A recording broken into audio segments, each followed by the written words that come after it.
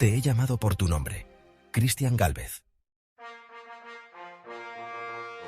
Capítulo 17. Año 30 después de Cristo. 3790 del calendario judío. 783 del calendario romano. Jerusalén.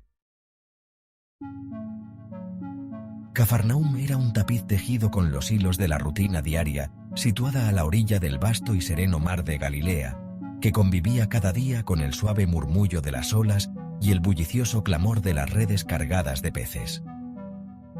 Las viviendas de basalto, distintivas por su robustez, se apilaban unas cerca de otras, y en sus calles adoquinadas predominaba el perfume de higos y olivos. Tiempo atrás, el rumor de milagros había comenzado a extenderse por Cafarnaúm como una marea incontenible. Los relatos de un profeta, un sanador, un maestro llamado Jesús, comenzaron a llenar las conversaciones nocturnas. Su presencia había convertido aquel poblado pesquero en un escenario de profundas transformaciones personales y colectivas, un lugar donde lo ordinario se teñía de lo extraordinario. Pero esa luz se había apagado.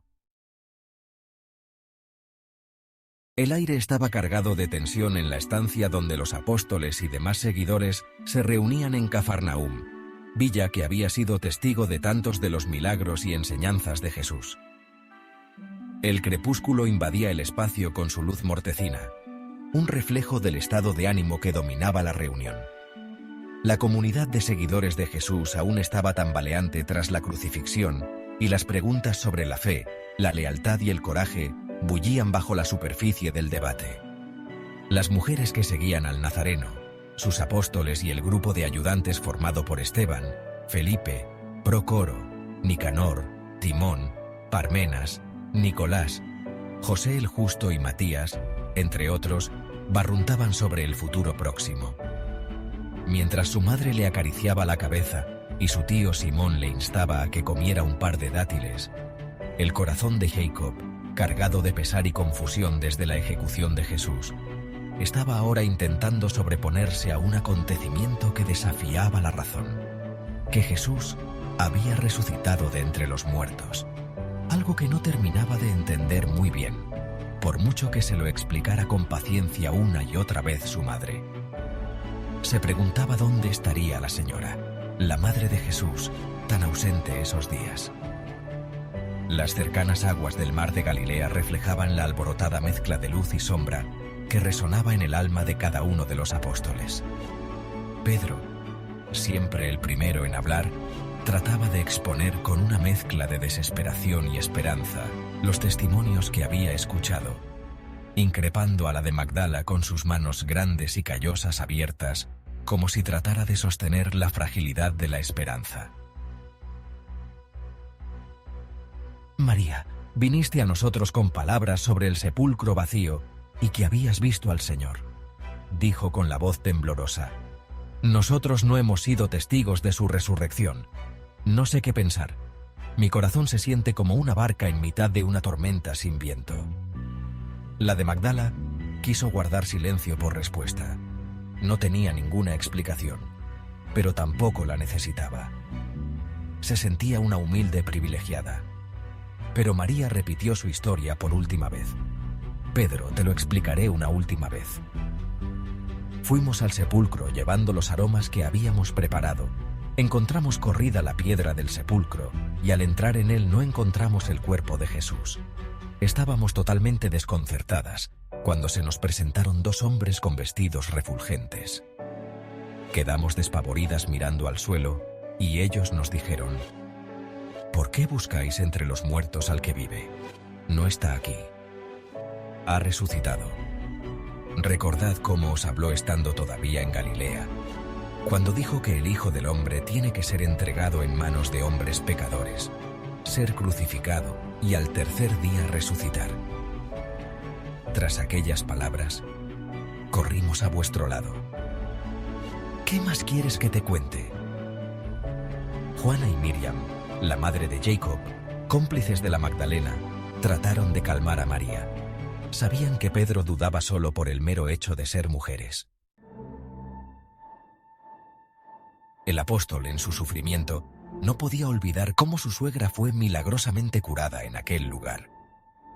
Mateo recordó cómo, en otra vida, cobraba impuestos colaborando con el imperio a escasos metros del lugar donde se refugiaban. Tomás, con el ceño fruncido en su eterna búsqueda de la verdad tangible, se levantó y caminó hacia la ventana, con su mirada perdida en la distancia. Necesita ver para creer. Hasta que no viera en sus muñecas la señal de los clavos y pusiera su dedo en su costado, no recuperaría completamente su fe. El grupo cayó en un debate introspectivo, cada uno reflexionando sobre los eventos recientes y lo poco que comprendían sobre los misterios de la fe. Andrés, que estuvo presente cuando el nazareno expulsó a un espíritu maligno que poseía a un hombre en la sinagoga de la ciudad, se levantó y se dirigió a sus hermanos con solemnidad. El profeta Jonás estuvo 3 días en el vientre de un gran pez, así como el Hijo del Hombre dijo que estaría 3 días en el corazón de la tierra. ¿Nunca habéis considerado que sus palabras eran más que metáforas? Mateo Levi, quien en otro tiempo hizo de recaudador de impuestos en la rica Cafarnaúm, gracias a la ruta comercial de los filisteos, y fue testigo de cómo Jesús curó en la distancia a un hijo ilegítimo, disimulado como siervo, de un centurión, tuvo la necesidad de corregir a Andrés. No dijo eso, Andrés, precisó el apóstol. Dijo que al 3er día resucitaría, no a los 3 días. Todos miraron confusos a Mateo, tan versado en matemáticas. Jacob empezó a contar con los dedos de la mano. La habitación se llenó de un murmullo que recordaba las veces que Jesús había hablado en parábolas y enigmas que ahora se tejían con la realidad de una manera que nunca habían imaginado. El niño miraba de un lado a otro tratando de entender las palabras de Mateo y la trascendencia de la situación. Fue entonces cuando Santiago el menor, hijo de Alfeo, compartió las noticias que llegaban de Emaús. Al parecer Cleofás, uno de los discípulos menos conocidos, contaba que en el camino a Emaús, mientras discutía aquellos eventos confusos con un compañero, un forastero se unió a ellos. Su comprensión de las Escrituras y su familiaridad encendieron algo dentro de ellos. No fue sino hasta que partió el pan durante un almuerzo que sus ojos se abrieron y lo reconocieron. Era Jesús de Nazaret, vivo. Jacob y su tío Simón se miraron. El aire en la sala se hizo espeso con asombro ante la posibilidad de tal milagro. Los rostros eran un reflejo de aquellas noticias que superaban la lógica, pero que encendían una antigua chispa de esperanza que siempre había ardido en sus corazones. Pero la mayoría se preguntaba por qué se había presentado frente al padre de Santiago, y no se les había aparecido a ellos. Incluso Jacob se atrevió a preguntar a su tío por qué Jesús no venía con ellos. Obtuvo silencio por respuesta.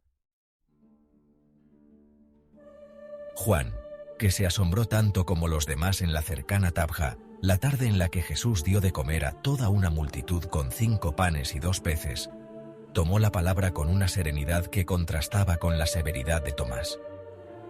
¿Acaso no hemos visto ya el poder de Dios a través de Jesús? ¿No es posible que Él, quien calmó el mar y dio vista a los ciegos, tenga poder sobre la muerte misma? Que tenga un plan más allá de nuestra comprensión.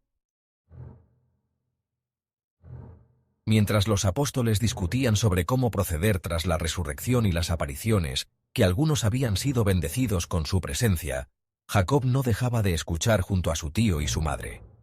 Las voces se elevaban y criticaban a Juan, y señalaban celosamente a la de Magdala y a las demás mujeres, incluida su madre. La tensión iba en aumento y los reproches se tornaron desmedidos.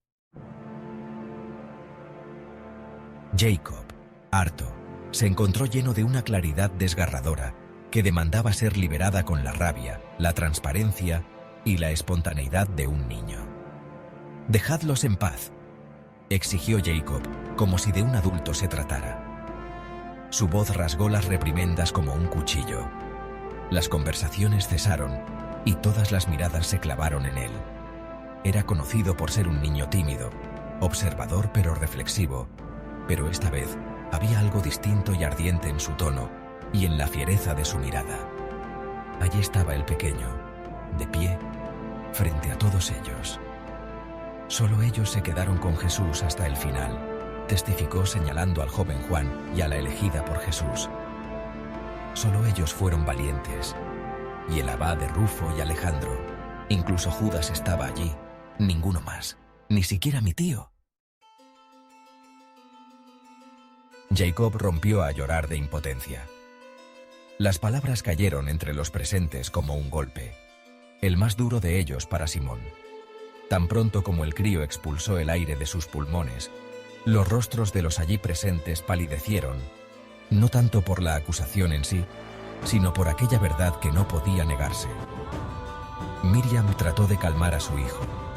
Simón le miró tremendamente sorprendido, pues sabía que su propio sobrino había sido testigo directo de los trágicos últimos momentos de Jesús de Nazaret en la cruz y celebró en su fuero interno aquella valentía. Las miradas de Miriam y de un abochornado Simón se cruzaron, tan cercanas, tan lejanas, tan prendadas, tan prohibidas. Juan y María, la de Magdala, bajaron sus cabezas y sus corazones, apesadumbrados por el peso de ese día. Se veían incapaces de borrar el recuerdo de la agonía que habían presenciado y de la soledad compartida al pie de la cruz con la madre del Nazareno, a pesar de la buena nueva que reinaba entre ellos. El impulsivo Simón Pedro, tratando de llenar aquel vacío, se encontró luchando con un remolino de defensas y arrepentimientos frente a un niño de 9 años. Jacob, comenzó con la voz cargada de dolor. Todos nosotros. Pero Miriam, la madre de Jacob, levantó una mano para detenerle. «Detente, Simón Pedro. No creo que mi hijo señale este hecho para avergonzaros», dijo con suavidad. «Tiene tan solo 9 años. Pero si un niño no va a permitir que nos humilléis de esa manera, tampoco lo hará su madre. Debemos, todos juntos, enfrentarnos a nuestra propia fragilidad. Todos vosotros estuvisteis atrapados en el miedo y la incertidumbre, es cierto. Pero ahora, ¿no deberíais encontrar la fuerza en esa misma fragilidad? Jesús enseñó con el ejemplo y en su ausencia nos corresponde a nosotros vivir esos ejemplos». Los discípulos, confrontados con su vulnerabilidad, se miraron unos a otros. En sus ojos moraban destellos de aflicción, pero también de resolución. Santiago el Zebedeo, el hijo del trueno, habló entonces con una voz quebrada por la emoción. «La vergüenza que siento por ausentarme en aquel momento es una espina clavada profundamente en el alma. Pero acogeré esta espina como recordatorio de la fe sin fisuras que debo portar a partir de ahora». Y así, en medio de la penumbra, la honestidad sin filtro de un niño actuó como catalizador para un reconocimiento colectivo de sus fallas y un compromiso renovado de honrar el sacrificio de Jesús con acciones valientes y palabras verdaderas. La vergüenza que había invadido el espacio entre ellos se transformó paso a paso y palabra por palabra en una visión compartida de un futuro basado en la fe y la redención. Con corazones desnudos frente a la verdad, se fueron a descansar como hermanos unificados en su propósito y fortalecidos por la certidumbre que solo puede nacer de la adversidad. Sabían que el camino que tenían por delante estaría lleno de desafíos, pero estaban dispuestos a enfrentarlos juntos, llevando cada uno la cruz de su testimonio al mundo. En un rincón austero, donde los tímidos destellos de la lámpara de aceite no se atrevían a escudriñar, el pequeño Jacob se acurrucaba, preso del enfado, intentando no tener pesadillas con aquella tarde fatídica en el Gólgota. La tarde en la que Jesús de Nazaret murió.